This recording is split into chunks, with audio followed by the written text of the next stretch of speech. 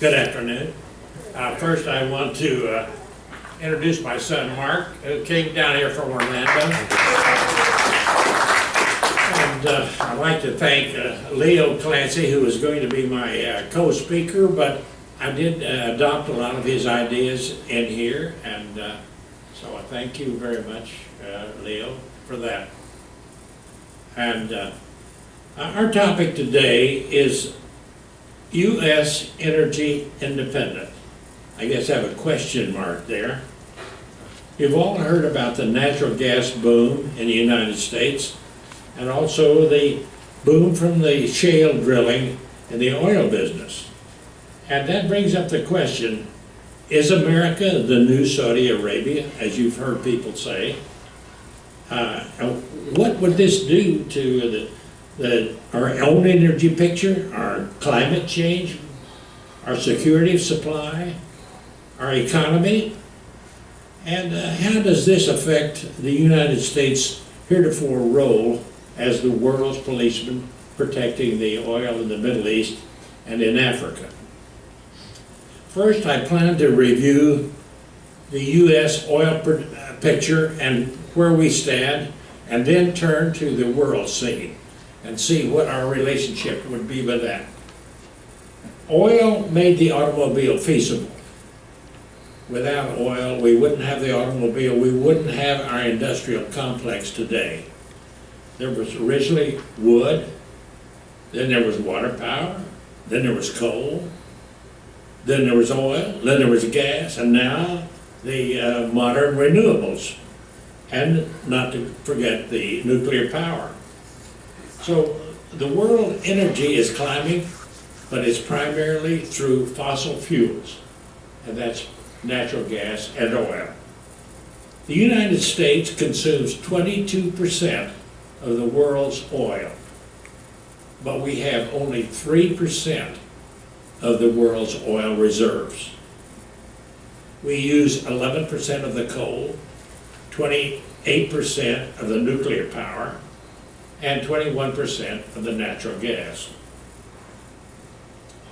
Okay, let's look at the first slide here. We're shown here are I have broken this energy demand down roughly by transportation and stationary uses. You can't run a car off of windmills, but you can run it off of ethanol, you can run it off of oil. So the first column shows in quadrillions of BTUs. I'm not sure how much that is, but that's a number that we get from the International Oil Association. So these figures all come from them. I will mention a few numbers that come from Exxon, but mostly they are from the international and the United States. You'll see that transportation, we use in 2013 that 38.7, and by the year 2040, that's only 35 years down. They are still not predicted that we will use any more than about 5%, and mostly of that comes from the biomass, which is ethanol, and agricultural products. Now, looking at the stationary, our total consumption in this year, or last year, was 58 quadrillion BTUs. That's predicted to increase to 67 billion, or about 16%. And most of that growth comes through natural gas. You'll see that they're really not predicting much growth in nuclear power, and the coal stays about the same. Now, renewables are double, but that's only 4%. That's a very small part of the total picture. Now, let's turn on then to the next picture. How are these fuels used, or how are they mixed? And that a lot depends on the availability of the supply and the cost of that. I've shown here the estimated cost of generating electricity by the various sources. Coal, which is really the normal dirty coal that we have, that's the cheapest, is 4.5 cents per kilowatt hours. If you clean that coal up, which is very expensive, and there's only one plant that's been tried it, it increases the price to 12.5 cents. Now the next cheapest gas is natural gas, that's 7.5 cents. Nuclear power is 9 cents, but wind and solar, if you don't include subsidies, are almost, they're double the price of natural gas and 3 times the price of coal. Now, in addition to the cost of wind power and solar power, we all know that the wind don't blow all the time, and the sun don't shine at night. So you have to build a duplicate plant to back it up so we can have electricity at night or when the wind's not blowing. So you have those additional costs. And then there are the costs of connecting the grids if you're building a lot of windmills out in the west somewhere. So the renewables are very expensive without the subsidies. Okay, turning on now to the next side. We're talking about natural gas. The industry has long known that there were enormous deposits of oil and gas in very dense formations that could not be produced by the normal means of drilling a hole directly. But the new technology of drilling down and turning sideways with using computers and turbine bits, the industry has been able to drill down and then turn sideways and go for perhaps a mile down a long producing formation. And when the pipe is laid out in that direction, then we have what is called fracking. Now, fracking is a process of where one pumps a very high pressure water with a few additives in it into the holes that are in the pipes down there, and that pressure breaks the shale into little bits and lets the gas flow or the oil flows back into the well. Now, this is a very safe process as far as fracking is concerned, because it occurs a mile or two down below. The industry has been fracking wells, not this horizontal fracking, but the direct fracking. We've been fracking wells with the high pressures for 60 years. So it is an old and not a new process. And hundreds of thousands of wells are drilled, and to my knowledge, there's never been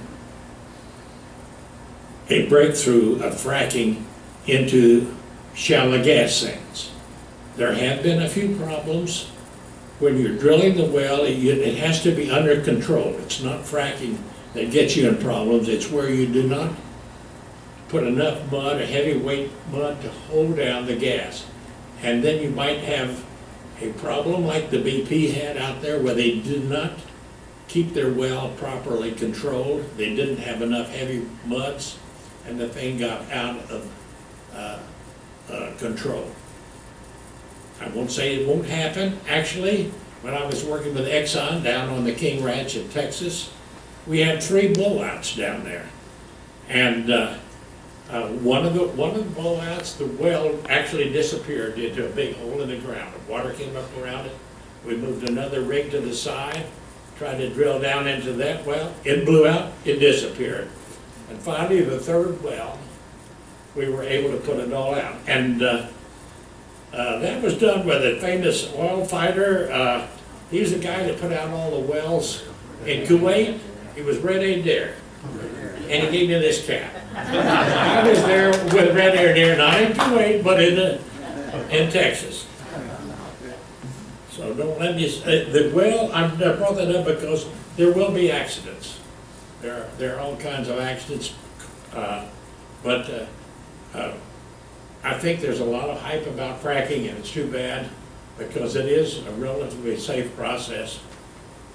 Now, there are shale formations all over the world, but the United States is uniquely qualified to where we can develop that shale.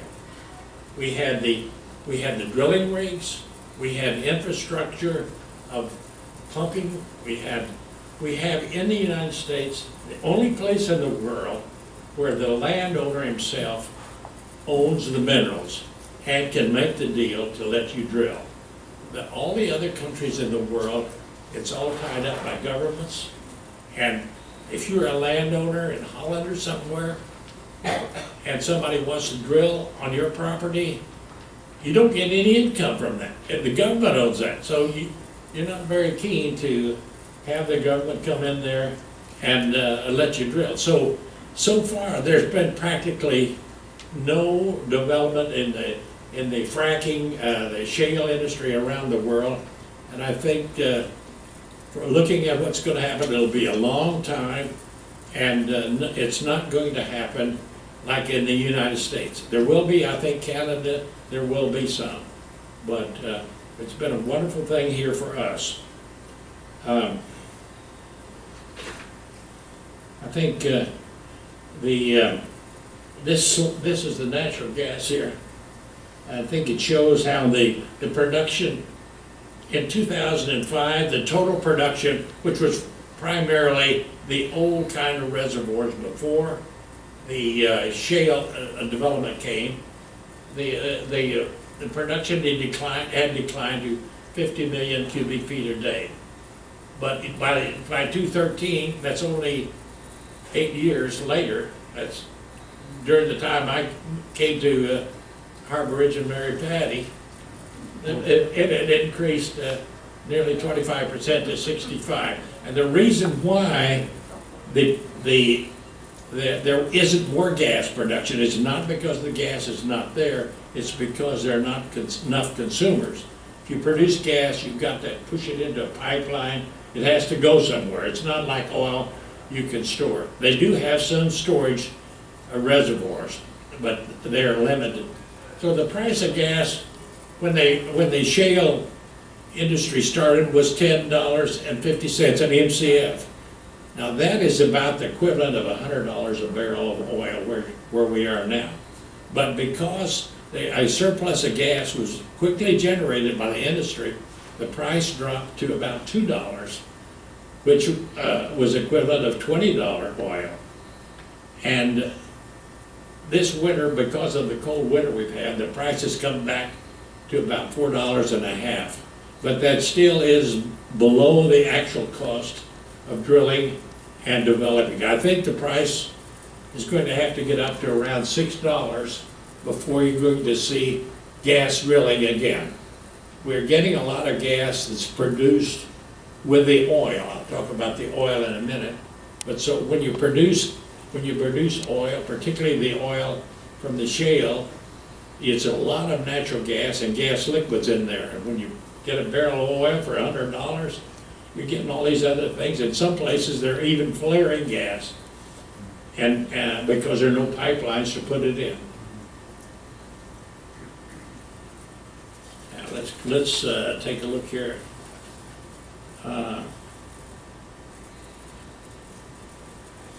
Okay, let's turn to the oil picture.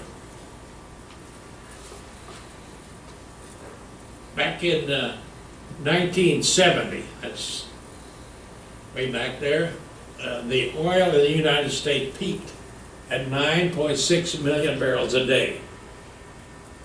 Then the fields began to decline, and the oil production declined to 5.4 million barrels a day.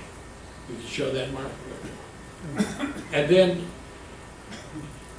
with the fracking, suddenly, whammo, the oil production has shot up to 8.4 million barrels a day, and right underneath that you'll see there's 2.6 million barrels a day of gas liquids that come with that oil. So we have about 11 million barrels of oil. We are producing as much are more than Saudi Arabia right now. But there's a big difference. I explain that. When you drill a well into shale, that well will produce in the first year almost half of the oil it's going to make. The second year, the production has dropped to 50%, and then you have a continued rapid decline. So we have a lot of locations where we can drill a lot of wells, but we're going to have to keep drilling those wells if we're going to hold that production up. And even accounting the reserves that we may discover, we will only have about 2 or 3 billion barrels of oil. A percentage, about 2 or 3% of the world oil supply.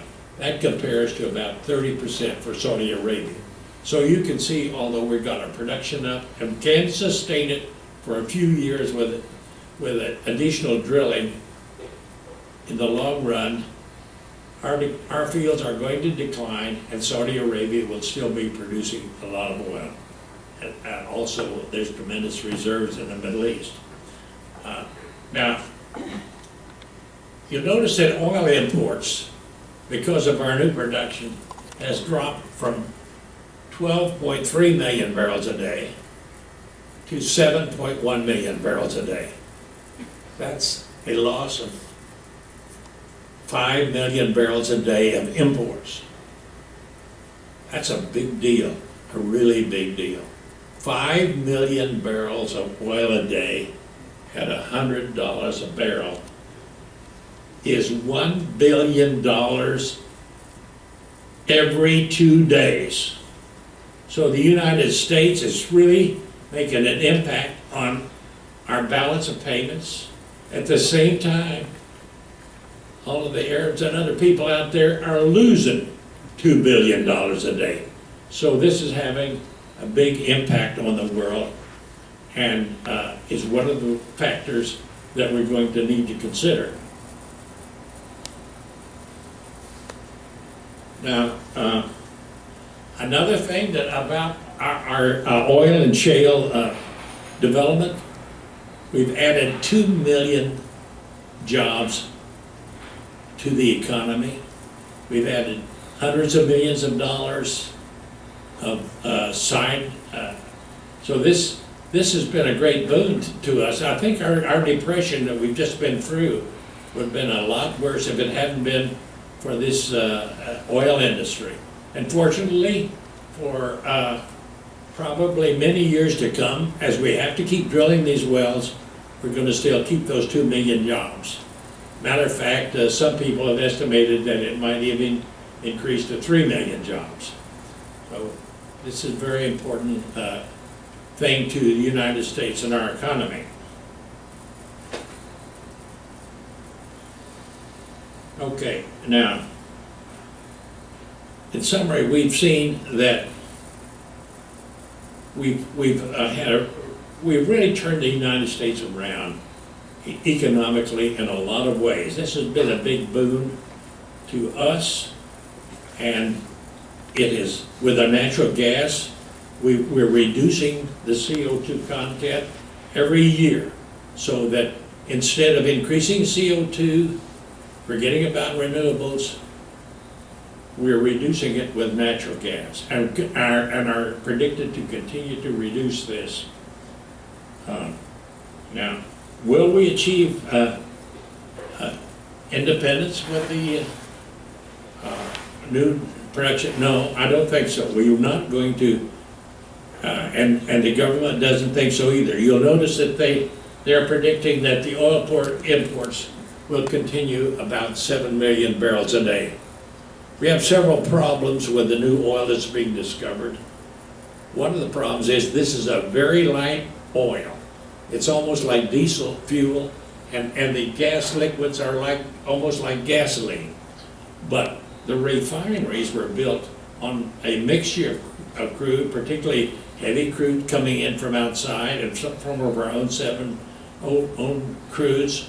So we're building up to a point where the refineries and the pipeline capacities cannot handle any more, relatively speaking, of the light crude.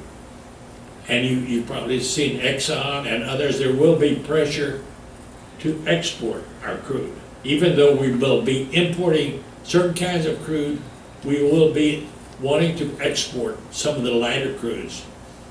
The price of oil in the United States is at 10 or 15% cheaper than the rest of the world. And because of that, and our refineries, we actually are exporting well, the oil exports there are not shown, but we're exporting about 3.8 million barrels a day of gasoline. And this coming from our refineries. So this is also a boon to America. Now, we're not going to, as I said, we're not going to achieve 100% production, but there is a lot of oil in Canada and Venezuela, which I'll show you, and also in Mexico. And it is possible that we could, in North America, be independent of the Middle East. But I don't think it's going to happen politically. Now, let's look at Europe and Asia now. In Europe,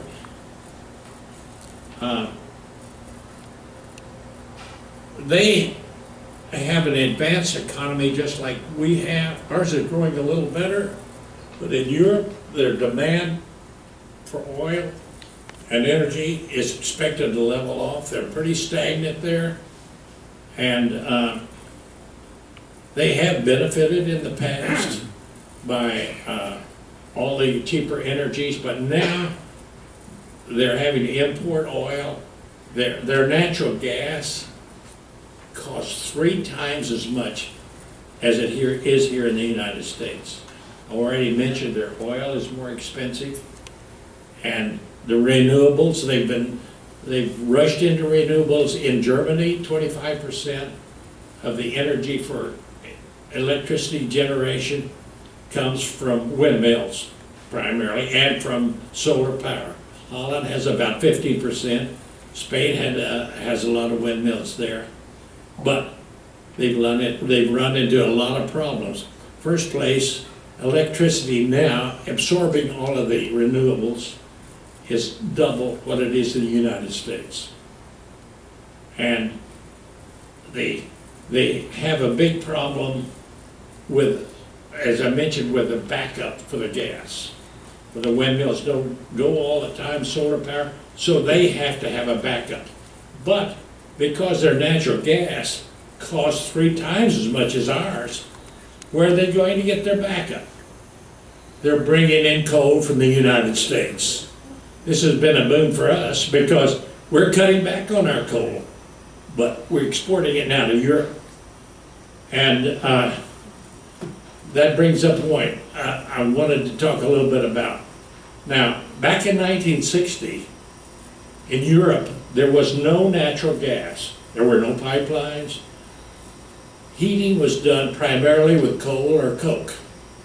So a giant gas field was discovered in the Netherlands by Shell and Exxon. And I happened to be working in the headquarters of Exxon as assistant manager of economics. But I was the only guy that knew anything about gas in the headquarters. So they decided they would send me to the Netherlands to find out what was going on with the gas and what could be done about it. Now, I don't know why they thought I was a gas expert, although I had spent a lot of time in the gas fields and the oil fields in Texas.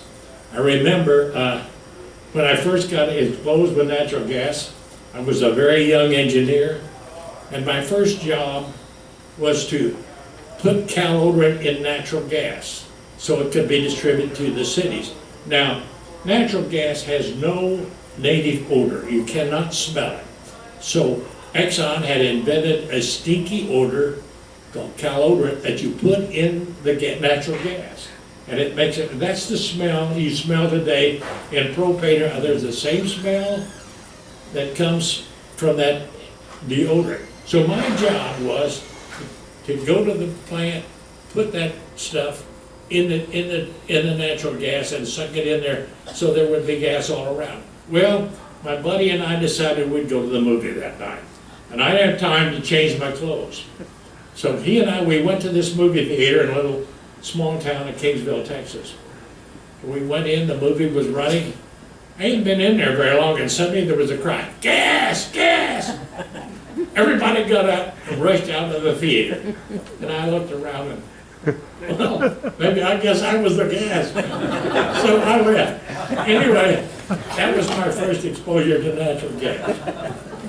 So, anyway, when I got over there to the Netherlands and saw what was going on, there was no market, and I remembered that way back John Rockefeller had developed a market in China for oil. And what had he done? He had given lamps to all the people. They called the Ming Fu lamp. He'd given it to all the Chinese to develop his market. And I knew in the United States that we use natural gas in our homes. So that I looked around, I talked to the people there, I found out that back in the time of Napoleon, he had ordered that all the wells in the cities, not the wells, but the houses in the cities, be connected by pipelines so they could get gas manufactured from coal, and they used it for lighting. They didn't use it for heating. So we found out that every house was already connected with a gas pipeline, and what we needed to do was put in big lines and hook them all up. So that was our program. We worked with the governments, the Netherlands, and in 5 years, we laid pipelines all over Europe, and today the natural gas is 1/3 of the energy use in Europe. At that time, we even ran a problem with the Russians that they're having today. Exxon and actually the United States government and others wanted to keep the Russians out. We had gas in the North Sea at that time, beside the Groningen field. So we laid a pipeline over the Alps down to Italy to keep the Russians from bringing in a line. But, you know, there was so much pressure, so much demand for gas, the Russians got in there anyway with the pipelines, and we can see where Europe is today.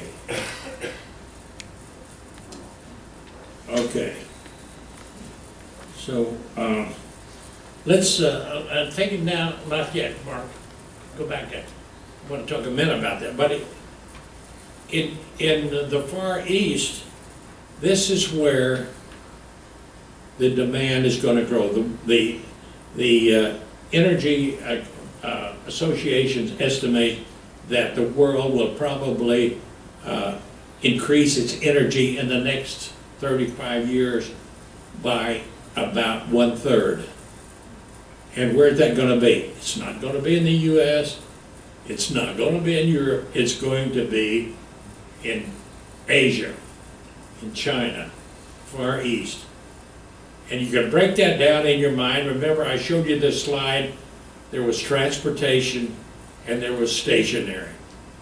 Now, let's talk about the stationary. It's not shown here, but the growth in stationary is primarily for electric use.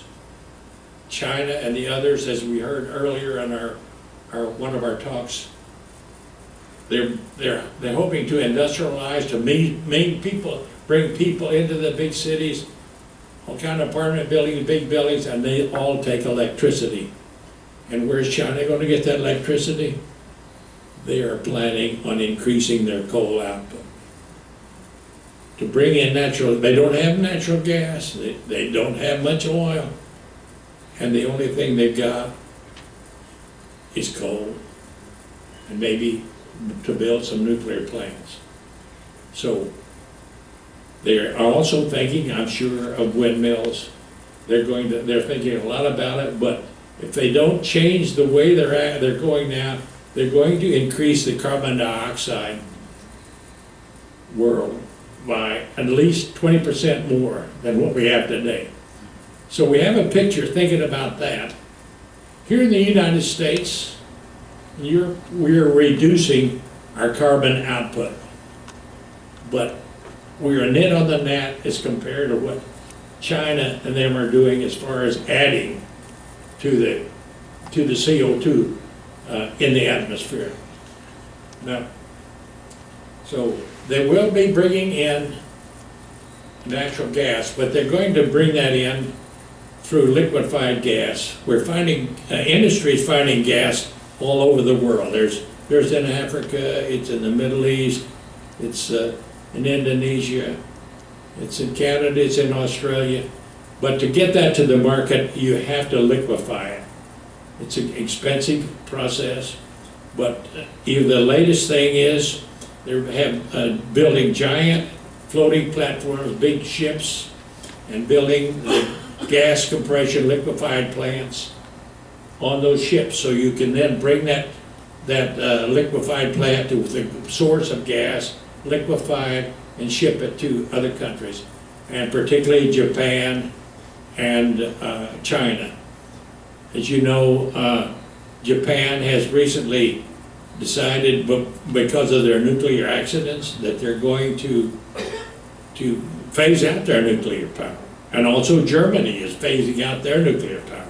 So what they're going to fill that with, it's got to be liquefied natural gas if you don't have a pipeline there. So this natural gas is going to be a big thing in the future for the world industry. And of course, you've probably read that our government, after this latest problem in the Ukraine, has agreed that we'll have 7 export plants here in the United States to ship our gas to Europe in order to maybe balance the Russians. But it takes 5 or 7 years to rig this up. So in the meantime, the Russians are going to still have the world over the barrel, but on the other hand, the Russians need the money too, so they got to sell that gas. They got that, and the consumers got to buy it. So somehow we'll all have to work together on that. Now, let's look at the transport in the next one. Here we go. Now, as I mentioned, the world transportation runs on oil primarily, and the production, the demand for oil in America for transportation and in Europe is predicted to level off. Not that we won't have a few more cars or we won't have some growth, but the cars are becoming much more efficient, particularly moving to hybrid vehicles, so that they're not predicting any growth in the oil demand. But look at Asia. Look at China. Their demand is skyrocketing from 8 million barrels a day up to 25 million barrels a day. They're going to surpass us in demand because there are 2.5 billion people in this world without electricity, and 1.5 billion still cook with wood, and probably, I don't know how many billions, want an automobile and are hoping to get one, and if they get the economy up, they will get one, and they're going to be that demand. But look at that. Where is China going to get its oil? Don't you know? They're thinking about it now. Those guys are not going to sit back. You see them trying to buy oil companies around the world. In the South China Sea, they're running their ships down there trying to take over the potential oil reserves in the South China Sea. So this is going to be another Malaysia wants that, Philippines wants that, they're all gonna be, this is another hot spot that's gonna come for us to think about in the future of the demand that these people are gonna have. It's not gonna, in a way, it's not our problem, but it is gonna be our problem.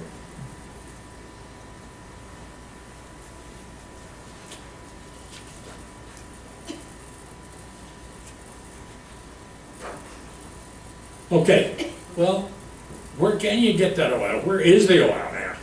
So let's look at the next slide. These are where the critical oil reserves are in the world.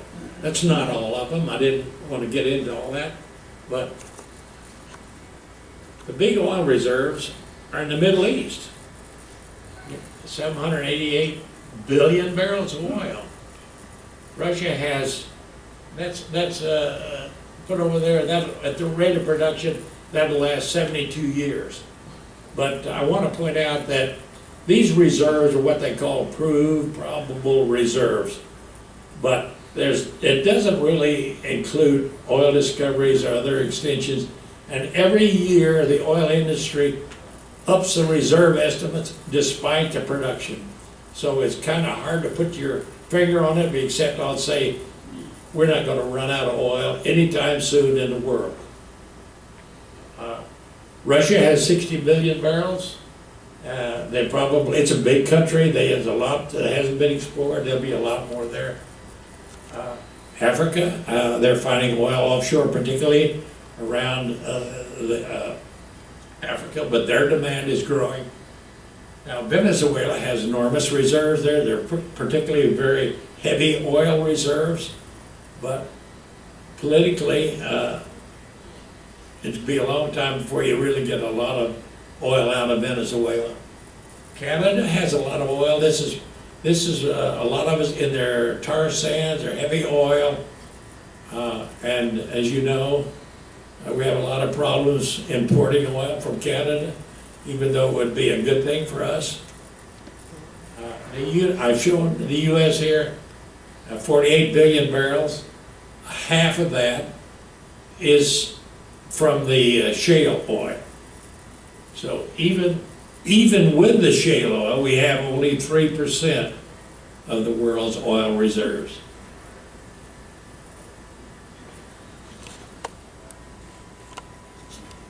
Now, our U.S. energy policies change with every administration, and we are restricting the access to very large reserves that are available in offshore California, in Alaska, in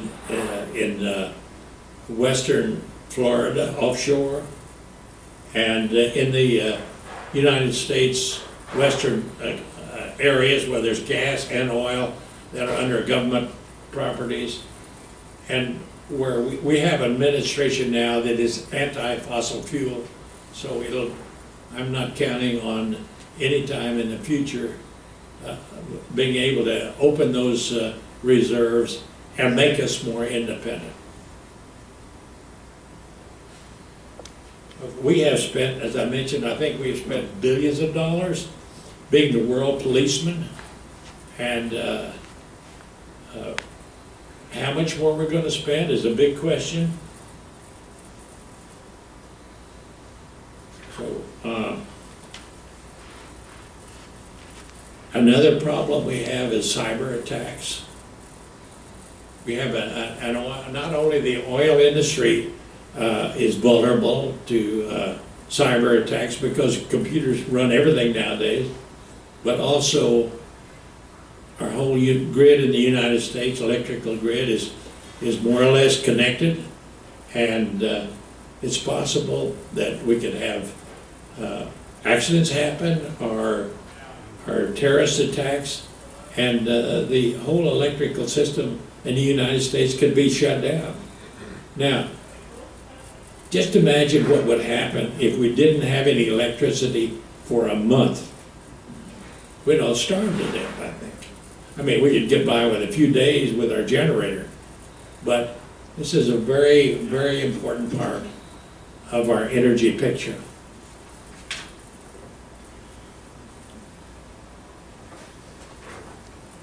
Okay, now, let's go to the political considerations.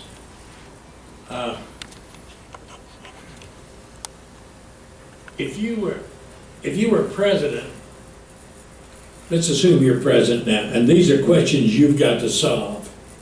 So, on the climate control, there's a lot of controversy about are we or are we not going to have a increased temperature, are the seas going to rise and so forth. That's not necessarily a done deal. But since most of the pollution is coming from the Far East, and we're already reducing ours with natural gas, are we going to then continue to raise taxes on the oil industry? Or are we going to penalize the fossil fuels with putting a new cap and trade on it to reduce the carbon output when we're already reducing it? And if you did, where would you get your fuel anyway? I mean, electricity, well, the only answer would, and I'll discuss in a minute, would be nuclear power. But, so the renewables, ethanol, I think we talked about that. That's a very controversial thing. And it's a lot of the runoff from the fields generating ethanol are actually ruining the Gulf Coast. And there's a dead zone all the way from the Mississippi to Texas where the fish and the shrimp can't live. Part of that comes from the runoff. And then what about the subsidies for windmills? Do we want to keep on killing 570,000 songbirds, 85,000 hawks and eagles every year to at a higher cost in order to cut back on our natural gas production? That's a question anyway. I'm not. You guys are going to be president. You're going to answer that. Now let's go to the next slide. Okay, I mention that? Should we open more areas for oil drilling? Should we encourage more gas export to make more money, help our income? A lot of people say, hey, let's don't export a lot of gas, let's hold it here for ourselves. We're going to need it in the long run. That's a question. And then what about our nuclear power? What should be our policy? Now, we're building 2 new nuclear plants, the first time I think in 30 years. I'm not an expert, but they have been granted and they're going to start. But as you saw in the earlier projection, that's still not going to be very much of growth. So should we really start building more nuclear plants, or should we cut all the way back like Japan and Germany? A big question. And then I mentioned then about the electrical grid. What are you going to do about that? What's going to be our budget? We're not really doing much. We're just leaving that, I think, to the electric companies right now. But it could be a very vital thing to the United States.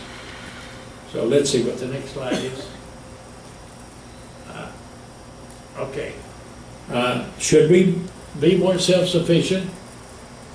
Should Europe Europe and Asia, they're the ones that are going to be more reliant on imports. And is that our problem? Or what are we going to do about that? And should we increase our diplomacy efforts and try to get more into what's going on, or should we pull back? And then, what about military protection? I've mentioned that about the military protection, but if we don't do it, who's going to do it? So, you all have the ball. What are your answers? And I haven't said this. I wonder, how do you all feel about renewables? Are you in favor of let's be more self-sufficient here? Should we have more renewables? Well, I know they're not. I think when we had the climate change guy here, about 3/4 of the people were all in favor of worried about climate change. So, knowing that, I developed a plan here, which I'm going to pass on to you all for consideration. And see the next slide here. Okay, this is Harbor Ridge. We're going to be energy independent and ecologically advanced. We're going to have 5 windmills, 1 on each golf course, 1 in the Eagle Preserve, and 2 out there in the lagoon. Now, solar panels, we can re-roof the whole club. We can put a solar panel on every house. Go ahead, Mark, next one. Now, we're going to eliminate fossil fuels inside our little place here. No more automobiles, only electric cars. Our golf club, our scooters, bicycles, but I think that maybe most of the people in this room could qualify for an electric scooter. And also, of course, we'll have to shut down using our charcoal and wood burning barbecues. And all of these Guatemalans around here with these power blowers, they're going to have to use our brushes.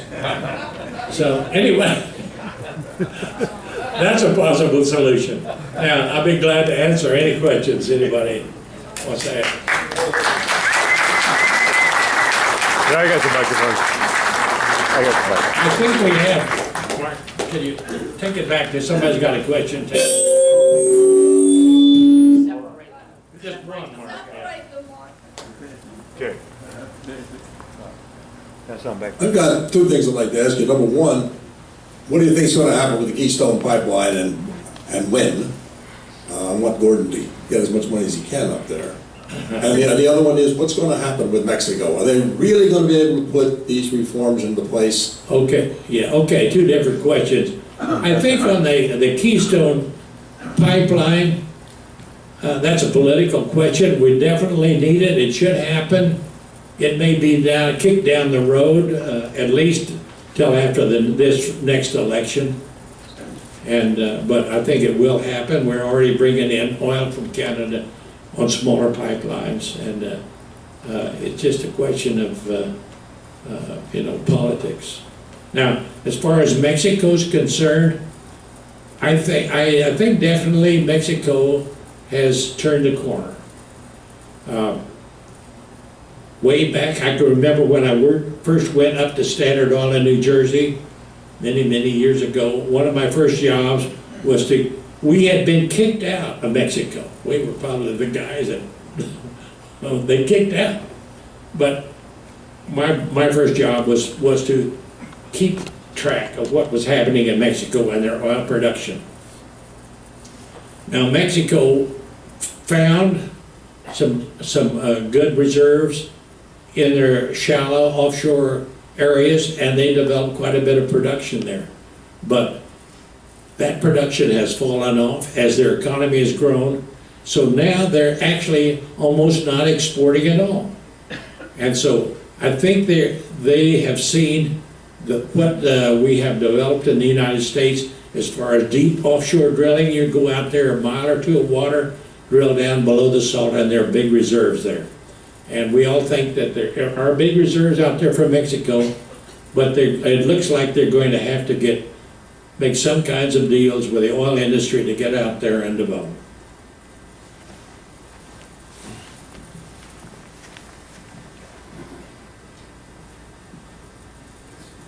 Yeah, here's my question.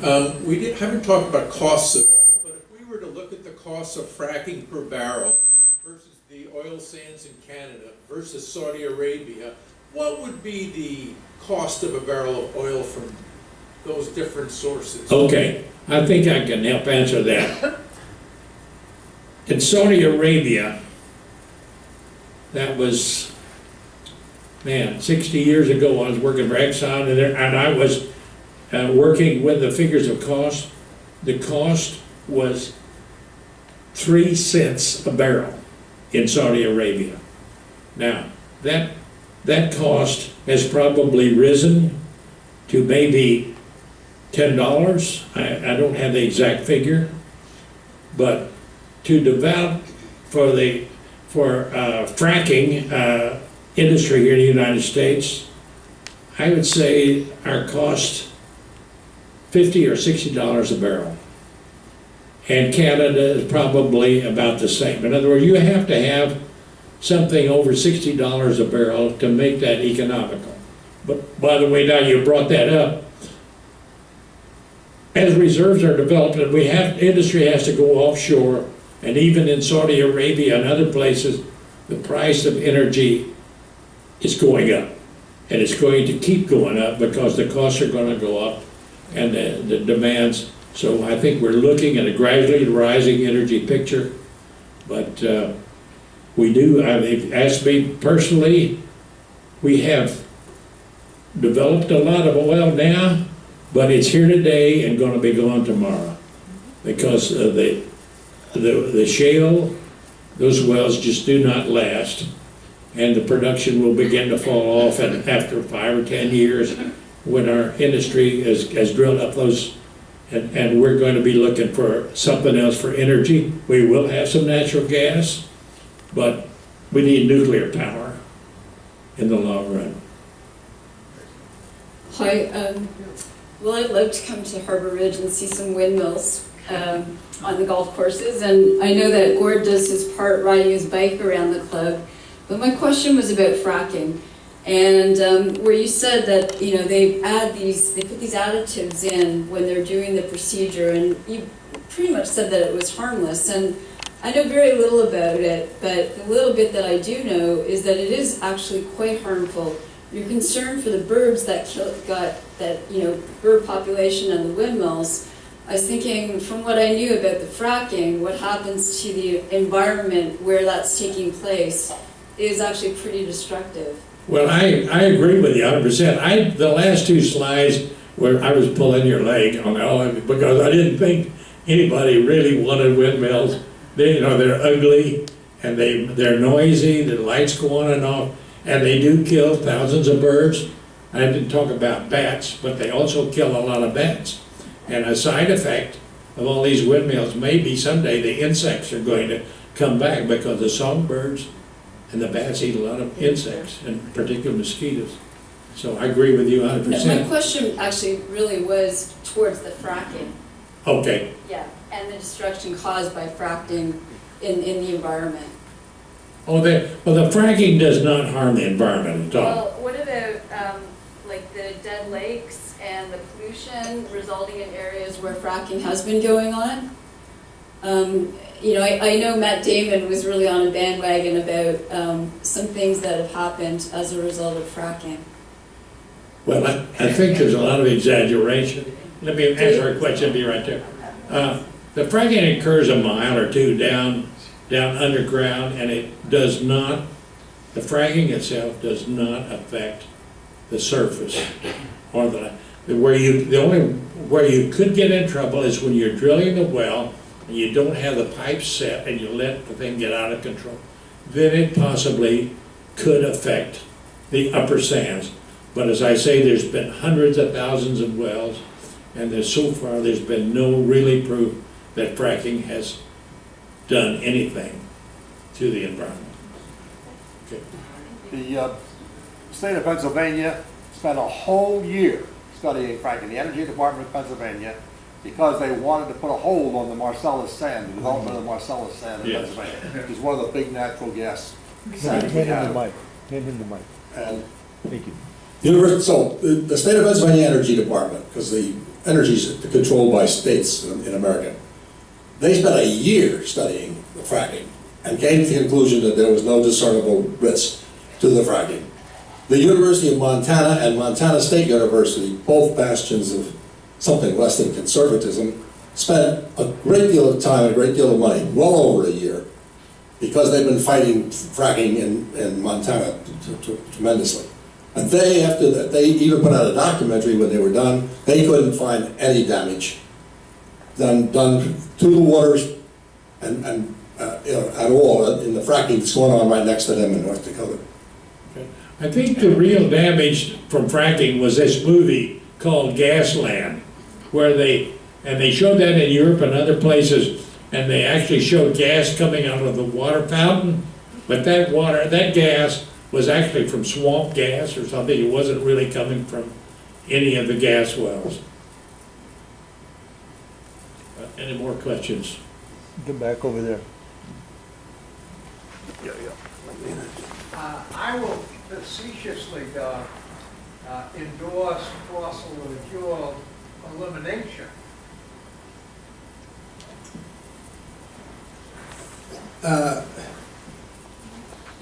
I am frightened stiff of what I'll call global warming to really excite everybody. But climate change, I happened, by some mistake of mine, to read James Hansen's book about 5 years ago, The Storms of My Grandchildren. You perhaps are aware of that book. But he paints a frightening picture, which today's New York Times, whoever, UN somebody, says that there's been a doubling of CO2 in the last 10 years. And the picture that Hansen paints of the planet Earth in 2050 is totally frightening to me. Okay, I'm not going to get too far into that, except it is true that there is additional carbon dioxide going into the air. They always relate way back to the start of the Industrial Revolution. I'm not sure if you started at some other point how fast the growth is. We've had, I think, as far as let's talk about the idea of the waters, oceans rising. 25,000 years ago, the water level around Florida was 150 feet down, and at one time further back, there was water over 16.5 meters above Florida. So, and these, if you read the geology of Florida, these were primarily caused by the change in the sunspots and the cycles of the Earth. So we tend to read a lot into what we see today as to really what's going to happen. And I don't know what the effect of, there will be more carbon, and whether or not this is going to cause additional heating, I don't know. People say that increased carbon is good because the plants grow faster. I don't know, I just think we ought to be a little careful about how we spend a whole lot of money and do a lot of crazy things that we're not sure exactly what the outcome's going to be. Particularly if, I mean, we could pursue reducing carbon by more nuclear plants instead of windmills. I don't like windmills myself because they kill a lot of birds and they're unsightly and they take a lot of space. And but that's everybody's opinion. I'm an oil and gas guy, you know. So by the way, I did write a book. It's called A Texan and Dutch Gas. It used to be one. I'm going to get to Leo. Used to be one in the library. I don't know where it is now. I got a question here from my compadre Leo. Can you? Mark, do you have a microphone? Yeah, where's that other mic? It's up there. Hold on. We know Venezuela has lots of oil. There's a curious absence of other oil references in South America. You would think the geology of South America, huge continent, would have some opportunity for oil and gas. Okay, I didn't. Brazil's the only country, I think, currently that's really in it. I did not get into South America, but they do have a lot of beside Venezuela. Brazil has made some really giant discoveries down there. They're offshore, they're deep like Mexico, and I have read that they may be even in a position of being an oil exporter themselves. There's some oil in Peru, Colombia, Ecuador, and so those people, though, are probably, with the exception of Brazil and Mexico, they're probably going to be using a lot of their own oil. There's oil in Argentina, too. I know Exxon's been kicked out of there 3 times, and there's supposedly oil off the Falklands. They had a war there between Argentina and U.S. I mean the United Kingdom, and that was really primarily over the possibility of oil out there in the ocean. Thank you. Okay, one more here. When you get excited about alternate energy, one should remember that Germany is the largest user of alternate energy. 30% of their power comes from windmills and solar. That's right. They spent $230 billion to put this grid in place. The power bills, the electricity bills for people in Germany, by the way, Denmark's equal, but there's so few people it's not worth talking about. The power bills in Germany are 300% higher than they are in the United States, and they have interruptible service because they have not been able to lick having the independability of the solar and the windmills. So, and we should also keep in mind that America's emissions have dropped 30% in the last 8 years. Now, we lead everybody in the world. Germany's down 6%. Everybody else is up. Everybody else of any significance is up. And the reason for that is we've been using natural gas, and of course the natural gas have a lot less emissions. So America gets good marks for cutting its emissions more than anybody else by far. Yeah, I think we should really leave this meeting with a very good feeling about the United States. We've got a really good energy program now. Our costs are, as he just mentioned, they're half or a third less than other areas of the world. And where are the German industries coming? They're coming here to America. If you read the paper, the big chemical companies are expanding plants here. All kinds of industries are moving here to take advantage of our politics and our they're not all that bad. and no, that's right. We're really, I got a good feeling after going through all of this. I really got a good feeling about where we are. We're in the catbird seat right now. Thank you.